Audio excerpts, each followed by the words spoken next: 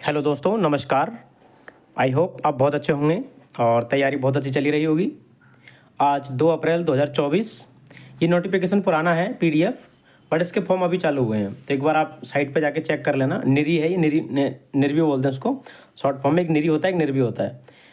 इसके फॉर्म जो चालू हुए थे वो फरवरी में नोटिफिकेशन आ गया था, लेकिन फॉर्म की डेट नहीं आई थी। अब डेट शायद इन्होंने लिंक ओपन कर दी है, तो आप फॉर्म भर सकते हैं। इसमें वेरियस पोस्ट हैं। तो नोटिफिकेशन को डिटेल में अपन डिस्कस करने से पहले अगर आप चैनल पर नए हैं तो चैनल को सब्सक्राइब और लाइक शेयर जरूर कर दें।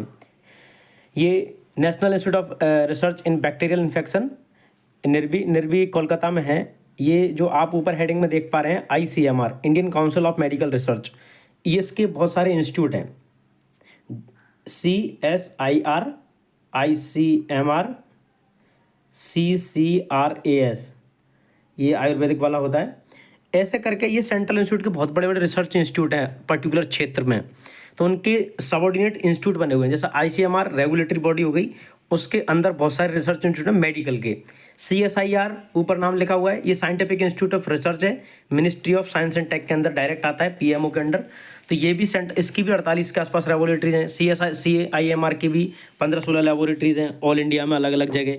जैसे साउथ में भी हैं, ये कोलकाता वाली निर्वी है, दिल्ली में भी ICMR का हेडक्वार्टर है, और बाकी लेबोरेटरीज और भी हैं। तो ऐसे ही ऑटोनॉमस बॉडीज़ हैं, ये सेंट्रल इंपॉर्टेंस, नेशनल इंपॉर्टेंस के इंस्टीट्यूट हैं सेंट्रल गवर्नमेंट के। इनमें अलग से वैकेंसी आती हैं, क्योंकि ये कमीशंस के थ्रू नहीं आती, लाइक UPSC, SSC, DSSB, इनके थ्रू नहीं आती। ये मिनिस्ट्रीज़ नहीं है, मिनिस्ट्री में जॉब नहीं होती, ये ऑटोनॉमस इंस्टीट्यूट होते हैं सेंट्रल गवर्नमेंट के। जैसा अब ये ICMR है, ये किसके अंदर आ रहा है? Department of health and research, ministry of health and family welfare में, HFW में आ रहा है। ठीक है, ये भी मिनिस्ट्री का ही है, लेकिन इनडायरेक्टली ये डायरेक्ट PMO को रिपोर्ट करते हैं, ऑटोनॉमस नेशनल इंपॉर्टेंस के इंस्टीट्यूट होने के वास्ते। चलिए, तो अपन नोटिफिकेशन को ज़्यादा टाइम वेस्ट ना करते हुए पढ़ते हैं। इसमें कुछ एडमिनिस्ट्रेटिव पोस्ट है, यहाँ पे बिल भी प्रोवाइड सून है, तो ये अब जारी कर दिया गया है, तो आप जा सकते हैं यहाँ पे ना।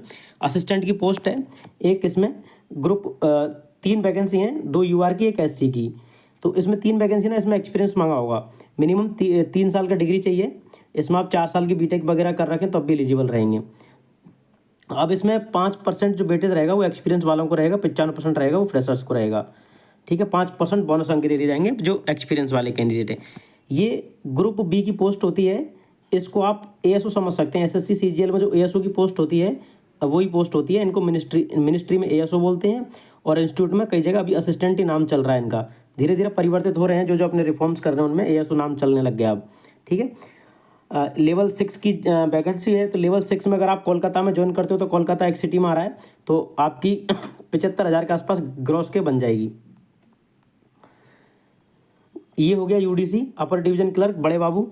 इसमें 3 पोस्ट हैं, UR की हैं। इसमें भी ग्रेजुएशन चाहिए और टाइपिंग चाहिए। ये टाइपिंग 35 वर्ड पर मिनट है, उनमें दोनों में से एक टाइपिंग करनी होती है, या तो हिंदी में कर लो या फिर इंग्लिश में कर लो। सेंट्रल गवर्नमेंट में एक ही में भरनी होती है, आपको बाद में ऑप्शंस दिया जाएगा। और इसमें आपकी एक्यूरेसी होनी चाहिए, वो 95% होनी चाहिए। 35 वर्ड पर मिनट, 95%। हिंदी में 30 वर्ड पर मिनट, 95% एक्यूरेसी दोनों में सेम चाहिए होती है। Lower division clerk same to same वही। इसमें क्या, ग्रेजुएशन में ग्रेजुएशन नहीं चाहिए, 12th चाहिए होती है, 12th चाहिए। बाकी पोस्ट 5 हैं इसमें। इसका लेवल 2 होता है। लेवल 2 में एट प्रेजेंट आपकी कोलकाता में सैलरी बनेगी 40 का 38 के आसपास आपकी ग्रॉस के बनेगी। उसमें से कट पटा के आपके अकाउंट में आ जाएंगे ठीक ठाक पैसे। ठीक है, ये वैकेंसी है 3 प्रकार की, LDC, UDC और ASO। और ये सीक्वेंस भी यही होता है मिनिस्ट्रीज में, नीचे MTS, फिर LDC, फिर UDC, फिर ASO। यही सीक्वेंस होता है हायरार्की में।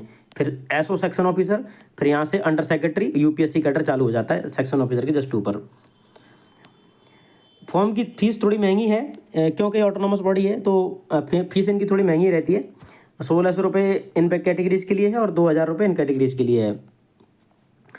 पेपर का पैटर्न रहेगा वो आपका SSC टाइप का ही रहेगा। इसमें एक ही स्टेज है बस, जैसा असिस्टेंट का इन्होंने दे रखा है, सेम टू सेम। मैंने कई बार बता चुका हूँ आपको कि आपको मैथ, रीजनिंग, GK कभी पीछा नहीं छोड़ने वाली है आपका। अब इसमें एक्स्ट्रा सब्जेक्ट कौन सी जुड़ी है? ये कंप्यूटर। कहीं आपको जुड़ जाएगा हिंदी, जैसे DSSB दिल्ली के एग्जाम की तैयारी करोगे आप, तो हिंदी एक्स्ट्रा पढ़ के जानी पड़ेगी 20 नंबर की। ठीक है, तो ये एग्जाम पैटर्न है, स्क्रीन पे दिख रहा है। 20 इंग्लिश के क्वेश्चन, 20 मैथ के क्वेश्चन, 20 हिंदी के क्वेश्चन, वो कंप्यूटर क्वेश्चन, 20 रीजनिंग के क्वेश्चन और 20 GK के क्वेश्चन। और जो इसकी टाइपिंग रहेगी वो क्वालिफाइंग नेचर में रहेगी, इसमें नेगेटिव मार्किंग है बराबर से। आपकी मेरिट बनेगी वो इस पेपर के बेसिस पे ही बनेगी जो टीयर 1 है, MCQ बेस टीयर 1 है, उसी पेपर के बेस आप एक पेपर में डायरेक्ट ग्रुप बी ऑफिसर बन सकते हो। इसमें जो वेटेज दे रखा है टाइपिंग का, ये है 20 मार्क्स का है, आप इसको बस क्वालिफाई करो, इसके नंबर नहीं जुड़ते। सिमिलरली अगर आप एक्सपीरियंस वाले हैं तो मैं बता रहा था ना 95% तो आपको वैसे नंबर मिल जाएंगे, 5% नंबर होंगे वो एक्सपीरियंस बेसिस पे मिलेंगे। हाईएस्ट 5 वर्ष का 5 मार्क्स मिलेंगे, 8 साल से ज़्यादा एक्सपीरियंस है तो।